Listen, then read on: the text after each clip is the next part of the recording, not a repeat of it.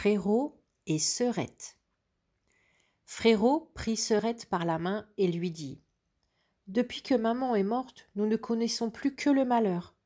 Notre belle-mère nous bat tous les jours, et quand nous nous approchons d'elle, elle nous chasse à coups de pied. Pour manger, nous n'avons que des croûtes de pain dur. Même le chien sous la table est plus gâté que nous. De temps en temps, elle lui jette quelques bons morceaux. Si notre mère savait cela. Viens, il vaut mieux partir dans le vaste monde. » Toute la journée, ils marchèrent à travers les prés et les champs. Vers le soir, ils arrivèrent dans une grande forêt. Ils étaient si malheureux, si épuisés de faim et de fatigue, qu'ils se blottirent au creux d'un arbre et s'endormirent. Quand ils se réveillèrent le lendemain matin, le soleil était déjà haut dans le ciel et ses rayons pénétraient les feuillages. Frérot dit à sa sœur : « Sœurette, j'ai soif. Si je savais où il y a une source, je me dépêcherais d'aller y boire. Oh, je crois que j'entends chanter un ruisseau. » Il se leva, prit Sœurette par la main, et ils se mirent tous deux à chercher la source. Mais leur méchante marâtre était en réalité une sorcière. Elle les avait vus partir, les avait suivis en cachette, sans bruit, à la manière des sorcières, et avait ensorcelé toutes les sources de la forêt. Quand les deux enfants en découvrirent une qui coulait comme de l'argent sur les pierres, Frérot voulut y boire. Mais Sœurette entendit dans la chanson de l'eau une voix qui disait : « Celui qui me boit devient tigre, celui qui me boit devient tigre. » Elle s'écria : « Je t'en prie, Frérot, ne bois pas, sinon tu deviendras une bête sauvage et tu me dévoreras. » Frérot ne but pas, malgré sa grande soif, et dit : « J'attendrai la prochaine source. » Quand ils arrivèrent à la source suivante, Sœurette l'entendit chanter : « Celui qui me boit devient loup, celui qui me boit devient loup. » Elle s'écria : « Je t'en prie, Frérot, ne bois pas, sinon tu deviendras un loup et tu me mangeras. »« J'attendrai la prochaine source, » répondit Frérot, « et alors je boirai, car j'ai vraiment trop soif. » Mais à la troisième source, Sœurette entendit l'eau murmurer : « Celui qui me boit devient chevreuil, celui qui me boit devient chevreuil. » Elle dit : « Ah, Frérot, je t'en prie, ne bois pas, sinon tu deviendras chevreuil et tu t'enfuiras loin de moi. » Mais déjà Frérot était à genoux près de la source. Déjà il se penchait sur l'eau et buvait. Quand les premières gouttes touchèrent ses lèvres, ils furent transformés en chevreuil. Sœurette pleura sur le destin de son pauvre Frérot, et le petit chevreuil, en pleurant lui aussi, s'allongea tristement près d'elle.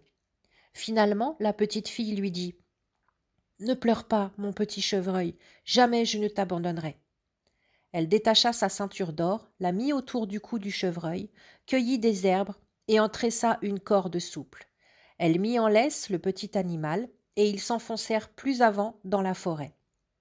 Après avoir marché longtemps, ils arrivèrent à une maisonnette.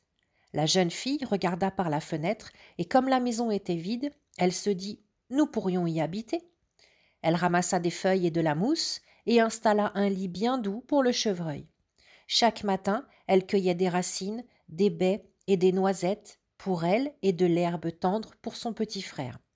Il lui mangeait dans la main, tout content, et gambadait autour d'elle.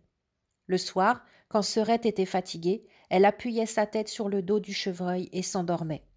Leur vie eût été merveilleuse si Frérot était resté un petit garçon. Pendant quelque temps, ils vécurent ainsi tout seuls. Un jour, le roi du pays vint chasser dans la forêt. On entendait le son des cors, les aboiements des chiens et les cris joyeux des chasseurs à travers les arbres. Le petit chevreuil aurait bien voulu être de la fête. « Je t'en prie, Sœurette, laisse-moi aller à la chasse, dit-il. Je n'en peux plus. » Il insista tant qu'à la fin elle accepta. « Mais, lui dit-elle, reviens ce soir sans faute. Je fermerai la porte à cause des chasseurs. Pour te faire reconnaître, frappe et dis : Sœurette, laisse-moi entrer. Si tu ne le fais pas, je n'ouvrirai pas. » Le petit chevreuil bondit hors de la maison, tout joyeux d'être en liberté. Le roi et ses chasseurs virent le joli petit animal, le poursuivirent, mais ne réussirent pas à le rattraper. Chaque fois qu'ils croyaient le tenir, il sautait par-dessus un buisson et disparaissait. Quand arriva le soir, il courut à la maison, frappa et dit : « Sœurette, laisse-moi entrer. » Elle ouvrit la porte, il entra, et se reposa toute la nuit sur son lit bien doux. Le lendemain matin, la chasse recommença, et quand le petit chevreuil entendit le son des cors et les « ho ho » des chasseurs, il ne put résister. « Serette, ouvre, ouvre, laisse-moi sortir, dit-il. Serette ouvrit et lui dit « Mais ce soir, quand tu reviendras, dis les mêmes mots qu'hier. » Le roi et ses chasseurs revirent le petit chevreuil à collier d'or, et aussitôt ils le poursuivirent.